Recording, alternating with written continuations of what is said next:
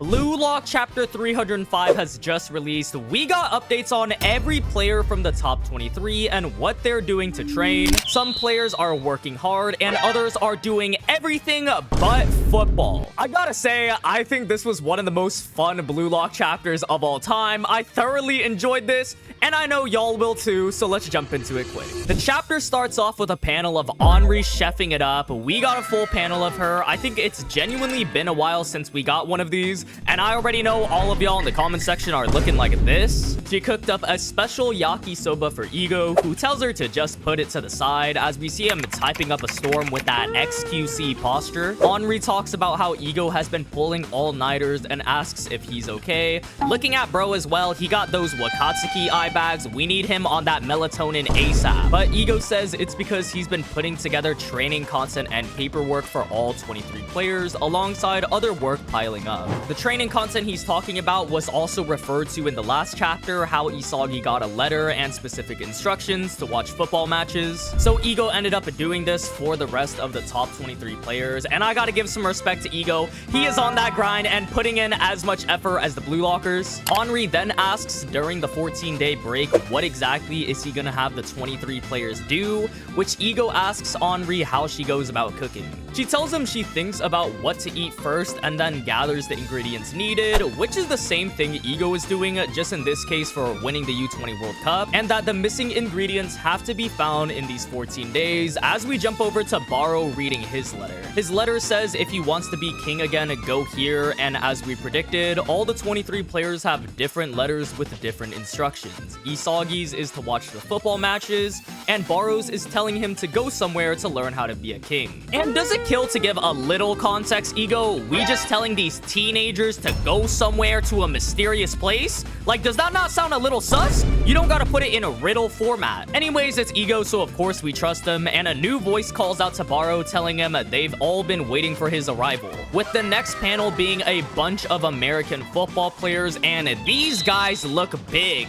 Like, compare Barou to these guys, and Barou actually has a good physique, but he's still somehow getting mogged. I gotta say, the NFL has finally made its appearance in BLUELOCK. They've been commenting on mine and other BLUELOCK creators' vids, so they got their connections. They're here. Anyways, I'm not surprised if the next time we see Barou, he's 200-pound lean muscle on some super serum timing. He's gonna have that Hussein fit transformation because it looks like he's gonna size up. He could also learn to lead a team more, since American football does require a lot of teamwork, and that relates to what Ego said about learning to be a king. It's more realistic that way as well, because I don't know if he can put on that much muscle in 14 days without some steroids. But anyways, we jump to the next player's perspective, which is best boy Bachara. His letter leads him to an elementary school where he's supposed to learn by teaching and feel his childhood. And we get a bunch of elementary school kids going up to Bachara asking him how to play. Ego really does know what each of the top 23 player needs, even tapping into Bachara's childhood somehow. Like, this is too wholesome, man. He's most likely going to tap into his creativity, learning by teaching. Bachara is a very creative player, so that suits him. Next is Chigiri, who is hitting the laps on some Michael Phelps timing, and they always make bro look majestical in every panel. But it's not just him swimming laps, he's doing it to improve his stamina and endurance. So you can just see how Ego is improving players with their own specific routines.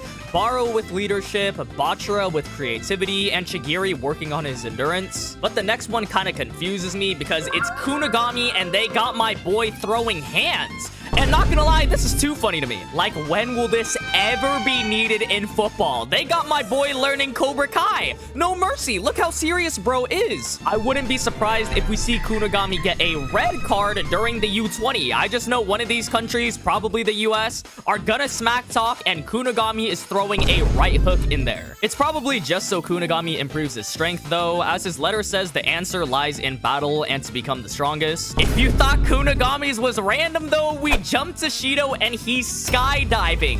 Yo, what? Nah, we actually doing anything but football. And look at Shido's face. My boy is enjoying life to the fullest. And that's what his message is about, doing everything he wanted to try. So I'm assuming this relates a lot to Shido's freedom. We jump over to Itoshi Rin and he's meditating in a temple, which is a little bit surprising. You would think Rin's letter was leading him to the Batcave to master Destroyer mode. Instead, he's learning tranquility. Anyways, Rin thinking about his two main ops, and 2 words lives here, rent-free. Bro is meditating on trying to beat them. This is some Eddie Brock level of hating. Nah, Reverse Flash level of hating. Rin gotta be the biggest hater I've ever seen in BLUELOCK, besides maybe Tada. Side note, I know he's taking a good look at Isagi's salary, and he's gonna switch up real quick. Isagi gotta pull out one of his disses on him for real. Anyways, Ego wants Rin to take a look at his own ego, and that destruction isn't an enough desire. As Rin gets whacked for the 50th time by an old man, Rin got no regard for human life, as he tries to jump the old man, but the others are holding him back. I wouldn't be surprised if the rest of the monks made him shave his head. We might be getting a bald Itoshi Rin as his power-up. For real though, it looks like Ego is trying to get Rin to not solely rely on destroyer mode. And if that means what I think it means, then Rin is going to either master his water mode or gain a whole new transcendence mode or something along the lines of that. Which means he's going to get even stronger and probably be able to switch between both his destroyer mode and his water mode. Just hearing that sounds already overpowered. We jump over to one of the most exciting parts of the chapter though, with Ryo and his letter. It starts off with him just training and thinking about Nagi, how he never would have imagined that they would be split up. Bruh, you are on a break. Go visit bro. What restriction do you have on yourself? You have billions with a B. You can literally fly to him at any time. I know he's talking about BLUELOCK specifically and may feel guilty, but bro, you guys are literally best friends. Anyways, his thoughts gets interrupted by his butler, Baya, who gives Ryo his letter from Ego. And this is very important because unlike the others, his tells him he's a special soldier of BLUELOCK and his instructions are to copy the surviving players and become the master copy. His path to being the #1 still remains. And this is hype, man! Even Ego sees Ryo's potential. Copy is one of the most broken weapons in the series, and it looks like he's going to develop it even further. Ryo is surprised, and Baya says the SD cards that was included has recordings of the other 22 players. Not gonna lie though, how he gonna copy Rin's destroyer mode? And we do not need Ryo to copy Fukaku Gen. Bro is gonna make Ryo worse. Baya tells Ryo that in 14 days it's a little unreasonable even if it's Ryo, but he tells her he's going to do it, and we are celebrating. Solo Ryo development is so hype. I loved seeing the Chameleon Striker mode during the Manshine match, and now it looks like he's going to use that again to try and take the #1 spot. Y'all, we gotta invest in Ryo stocks right now, because with all of this development and hype he's getting, he's gonna be a big player during the U20 World Cup. The next panel is everyone doing their specific trainings, and this is just cool, man. We got some regular training like Karasu running, and on the other side, we got Sendo in the bushes with a rifle. This might be unironically the funniest panel in BLUELOCK. What does this have to do with football? They drafted bro into the army for his training. Sendo is too funny, man. I know for a fact his letter said focus on your shots, and he took it way too literally. Some other players we see are Kiora doing parkour, which ties in nicely with his episode Nagi counterpart, the one we didn't see during the PXG game. Atoya is using the spatial awareness machine, Raichi is wrestling, Corona is running alongside dogs, Ryu is doing judo, and Nanase is holding chopsticks in both his hands. The next page is the rest of the players, and still, Ego got some of these players doing the most ridiculous tasks ever. In what world does Fukaku Gen of all people need to be doing this? He doing the Stone Hashira training. I'ma be honest, even with this, I'm still not hopeful it's gonna help him. We got Yukimiya unsheathing a sword. Yeah, this is just OD. Yukimiya is about to stab Isagi to get his get back. The rest of the players include Hiyori with headphones. This guy probably just playing games, let's be honest. Nico is hitting the weights. Gagamaru is playing baseball and catching. Aiku is on the book studying. And lastly, Zantetsu is doing track and field. 99% of these makes a lot of sense, besides the few odd ones. But even the odd ones kind of make sense. Like Yukimiya's with a sword is all about precision because it seems like one of his eyes are blocked out. The dialogue also speaks for everyone, where they all say that during the U20 World Cup, I will be the main character. So we got every single one of the top 23 players chasing to be the best. Maybe 22 since Fukaku Gen is here, he doesn't count. The last panel, we jump back to Ego and Henri. Henri is catching some Z's, and Ego left her a letter saying her yakisoba was delicious. Make sure to sleep properly in her own room. Good job, and lock off. Yo, this is some tsundere levels that rival Kirasaki and Taiga. Ego is too nonchalant. He won't ever admit something like that. But of course, he'll still care for her. I think he put a blanket around her. This is the least he can do because Henri has to put up with genuinely so much in Blue Lock.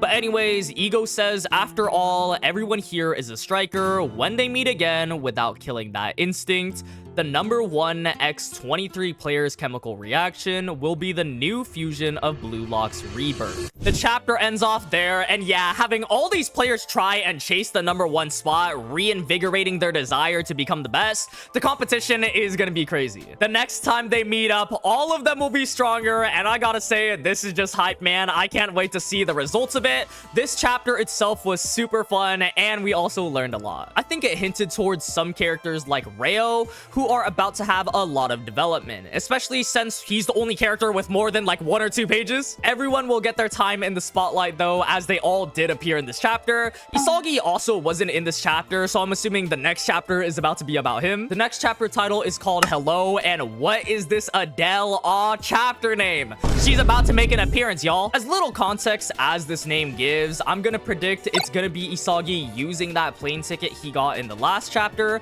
and traveling somewhere and meeting a new character. This character might be a new Gen 11 or just a rival for the U20 World Cup, maybe one of the whole country's teams. Regardless, I think we're going to see someone or multiple new characters in this next chapter, because it just makes all the sense to introduce a new rival before the World Cup actually happens, just to hype them up and everything. Itoshi Sai has also yet to make an appearance. I may be wrong, but it's been 1,388 days since Sai has last shown up in the manga. So maybe Isagi is booking it to Spain and seeing him, and that's his reintroduction to the story. I don't know. We gotta find this guy. He's actually missing. Some people are saying the next chapter is Nagi somehow coming back and saying hello on some ghetto timing. But come on, man. The cope can't be that strong. Whatever the case is, though, super fun chapter. I couldn't really go over it in this video, but I think I'm gonna make a video after this one going over every single player and what their training means. Also, whether they will get a lot of development or screen time during the World Cup.